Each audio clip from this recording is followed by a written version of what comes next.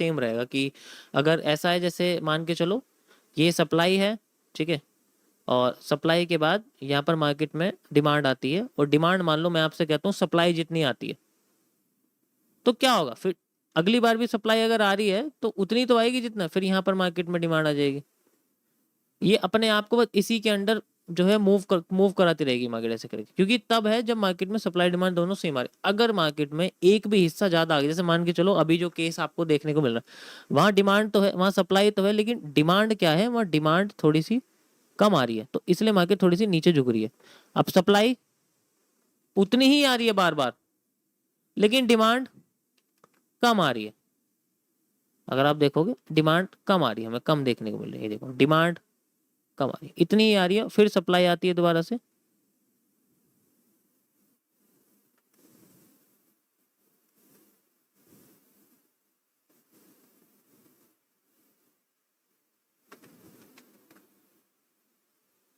ये देखो आप देख सकते हो, ये जो वेज बन रहा है वो यही तो बन रहा है, क्योंकि सप्लाई तो ज्यादा है, डिमांड उतनी की उतनी है, इसलिए वो नीचे आ रहा है। अगर उल्टा हो जाएगा ना इसका, तो फिर ये ऊपर जाने लगे, फिर ये राइजिंग वेज बन जाएगा, वरना वो डिसेंडिंग वेज जो उस तरीके से ऐसे होता है। अगर यहाँ पर अब इससे बाहर निकलने का क्या रीजन है, बाहर कैसे निकलेगी, वो इस रीजन से तभी बाहर निकल सकती है जब वो अपनी डिमांड आधी दे, सप्लाई भी आधी दे, इतना कर दे अपनी इतनी सप्लाई को आधी दे, और फिर जब डिमांड आए, जो डिमांड आए वो सप्लाई से ज्यादा आए, तो यहां पर मार्केट में एक ब्रेकआउट हो जाता, फिर ये अपने आप को ऊपर लेके चली जाती। अगर उल्टा हो जाए तो यहां पर ये ऐसे हो जाती है, अगर उल्टा हो जाए तो अपने आप को ऐसे लेके चली जाती है, ठीक है ऐसे। तो कंटिन्यू, तो इस कंडीशन में वेज कमजोर हो जाता, खत्म हो जाता, फिर वो नीचे लेके आ जाती। समझ रहे हो अभी क्या हो रहा है, अभी नीचे वाला हो रहा है,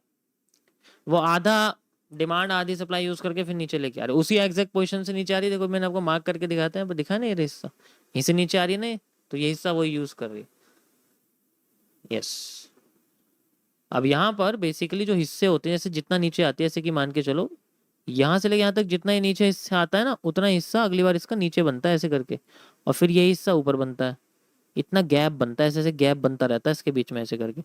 और अगर अगला गैप इसका ज्यादा बन जाए, जैसे कि इस बार गैप इसका ज्यादा बन गया, तो फिर जब मार्केट नीचे आती है तो अगली बार और भी ज्यादा नीचे मार्केट हमें देखने को मिलती है, यानी कि ये यहाँ से लेके यहाँ तक हमें देखने को, अगली बार जो रिवर्सल आएगा वो यहाँ आएगा, ऐसा होता है। इस तरीके से यूज होती है मार्केट, ऐसा स्ट्रक्चर क्रिएट, बहुत एडवांस है, आसानी से समझ में नहीं आने वाला तुम्हें ये वेजेस को समझने का, क्योंकि भैया हमें तो वेजेस कैसे समझाया, एक ट्रेंड लाइन लो, ऐसे लगा दो भैया, ऐसे लगा दो, बस जहां ब्रेकआउट करेगी वहां घुस जाएंगे ऐसे ही होता है ना, ये तो बच्चे करते हैं, ठीक है, तो भूल जाओ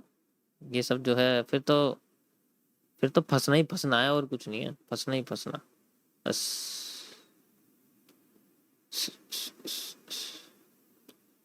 ऐसे थोड़ी होता, स्ट्रक्चर मैपिंग में वेजेस सबसे इंपॉर्टेंट रोल निभाती हैं, ठीक है। अब यार थोड़ी सी अपडेट कर देते हैं, बेस एंगल के साथ कनेक्ट कर देता हूँ, परफेक्ट।